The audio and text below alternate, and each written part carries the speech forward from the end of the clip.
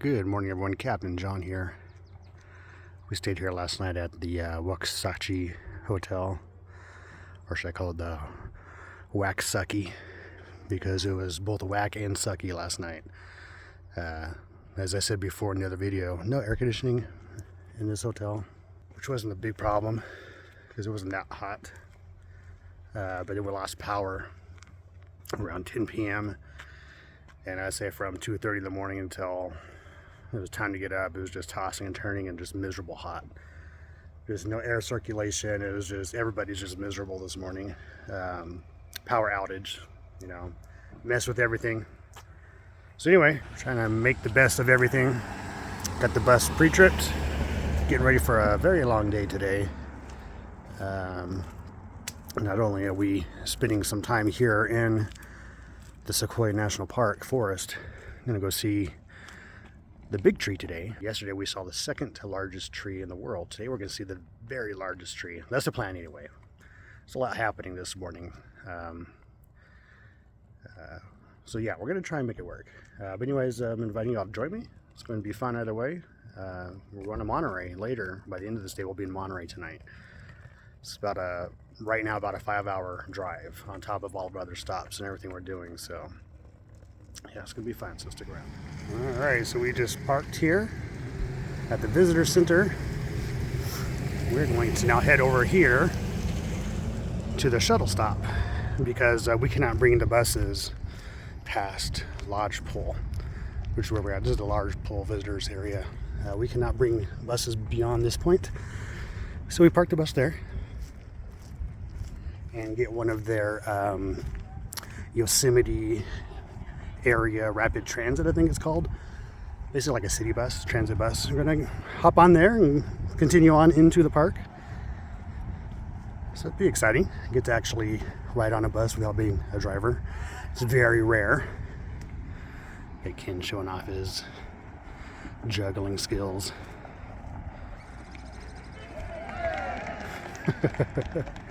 Easily amused, guys, easily amused.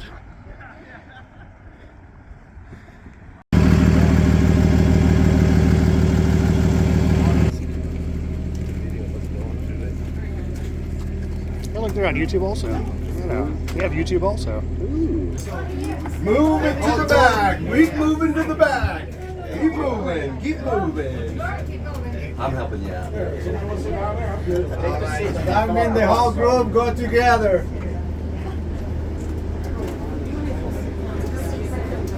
Morning. Full bus.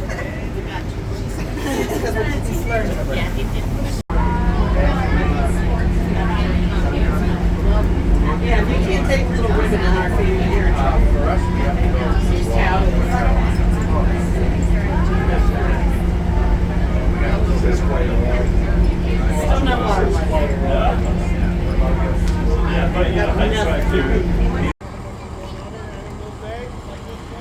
All right, we made it. Got another shuttle bus coming in.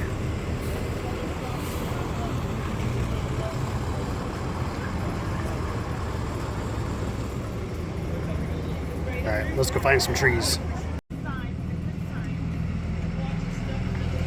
There's the trash cans here in the park, so that way the bears don't get in there. But they're still pretty smart. Bears still know how to open those. That's the different trash cans now that have a different mechanism so they can't get into them. But here we go. Let's go look at the largest tree in the world. There's another tree that's Sequoia that's fallen.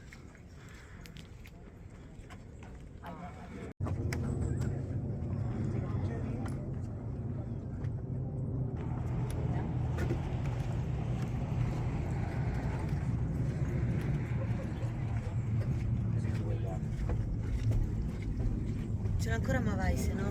Vai. Approfittiamone, se no tra 6 anni, no, devi venire più fuori.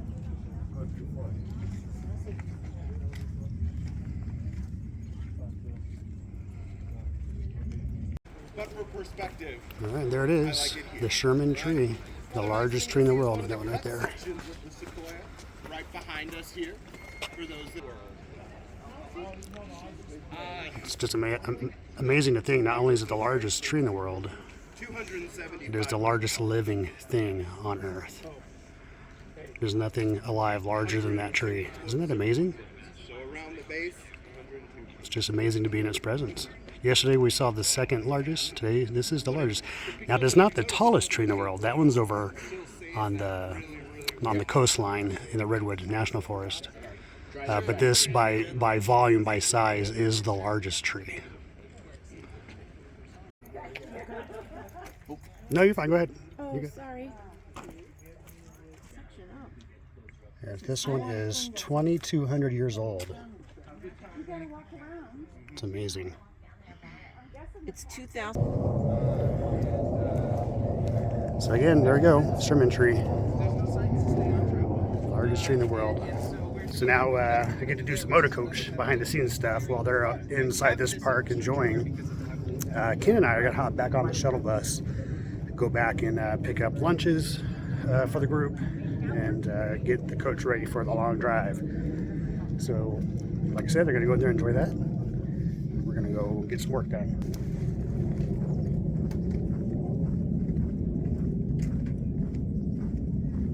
Like walking fishing here. Yeah, why would you want to go look? Well, our bus is still there.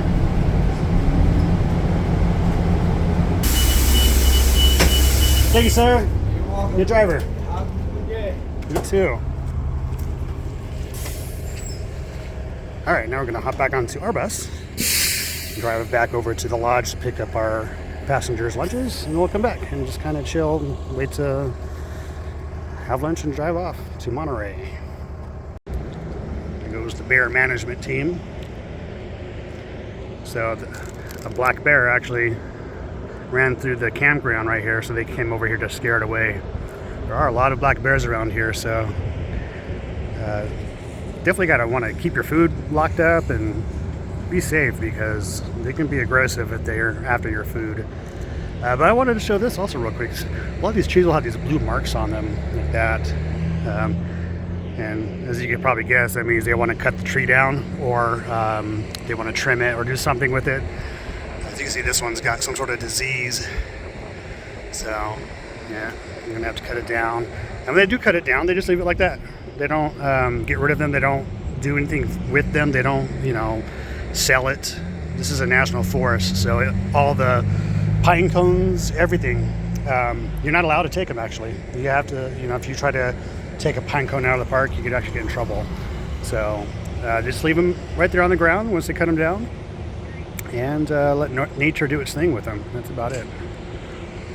So anyways, wrapping up lunch. Everyone's getting back slowly but surely. Get them on the coach, and we're going to head to Monterrey. It's about a 5-hour drive according to the GPS right now. We're going to do the 2 quick rest breaks on the way. So yeah, once we're all loaded up, we will be on our way.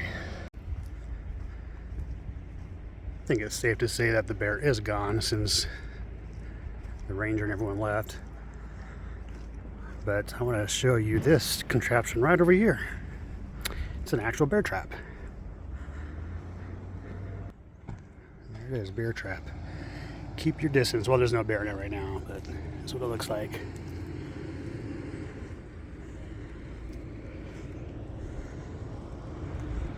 Pretty cool. And then right over here, there's a river, but it's really low. There's a little treacle going on.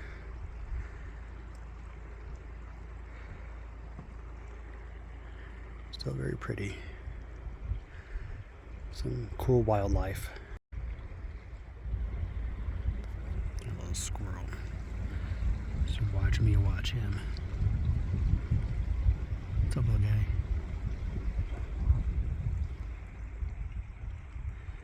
Well, I don't see the bear, so they must have chased him off.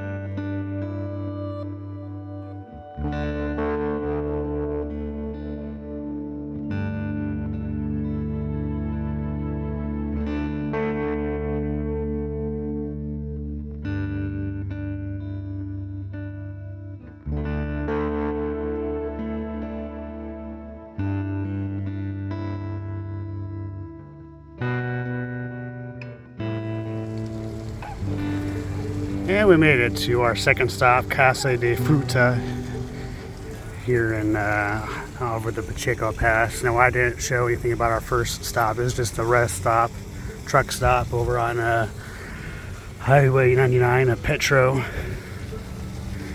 So just here for about 30 minutes. Just kind of take a quick restroom break before we push on to Monterrey. I've showed this place before in other videos, so I'm not gonna get into the detail, but definitely a neat little spot. You got a little like lake pond with ducks over there. Got some kiddie rides, ice cream parlor, wine tasting, restaurant. It's a nice little pit stop.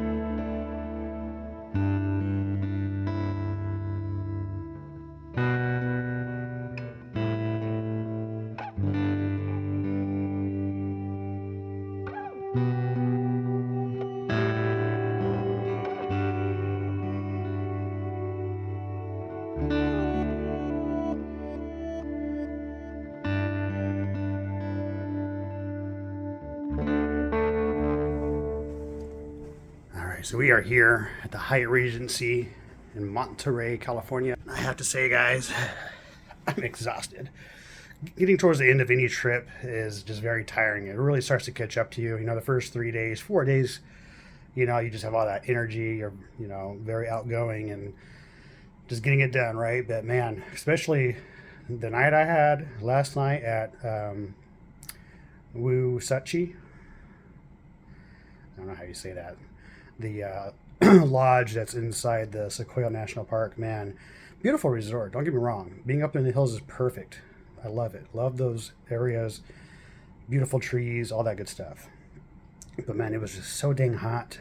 And the hotel already didn't have air conditioning. And then I was out. I passed out probably around 9:30. I had the ceiling fan going and I had the fan inside the room going, right? So that's the last I remember. About 9:30 I was out. Then apparently at 10 o'clock, I find out the next day, at 10 o'clock power went out. So whatever little breeze I was getting into that already hot room, it completely stopped at that point. But I didn't know until about 2:30 in the morning. That's when I woke up just like sweaty and nasty and hot and miserable. Right away I could tell power was off because it was just super dark. I usually leave a light on. The alarm clock was off. All the whatever lighting was outside in front of the hotel was out. The stars were really nice though. Couldn't get the stars for you guys. Sorry.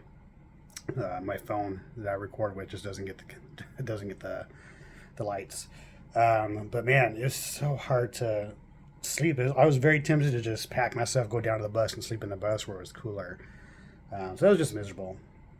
So anyways, on top of that, you know, I had the 6-hour drive over here to Monterrey. And if you're a bus driver, you know this already in the summertime, being in that driver's seat, you're basically being baked. Those huge windshields create a magnifying glass effect where it doesn't matter if you have the AC full blast on you, that heat just intensifies on the windshield and just bakes you as the driver. So you have to have your sunshade down, you have to have your hat on.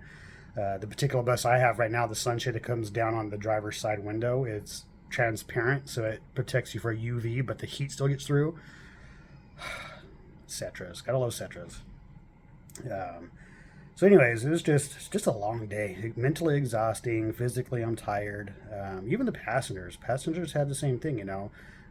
They were in the same situation as far as being in hot rooms and not being able to sleep well, and then getting on this bus and traveling for 6 hours. But they were troopers, man. You know, they were very sympathetic with me, with Ken and I, about what we had to go through, because we had to jump through some hoops for them in the morning. Since the power was out, the hotel was not able to, well, we weren't sure if they were going to be able to get breakfast, because obviously they couldn't cook, but they had generators for the kitchen. So breakfast was a little late, and we had to kind of redo how we went back to pick up the lunches with the bus and all that.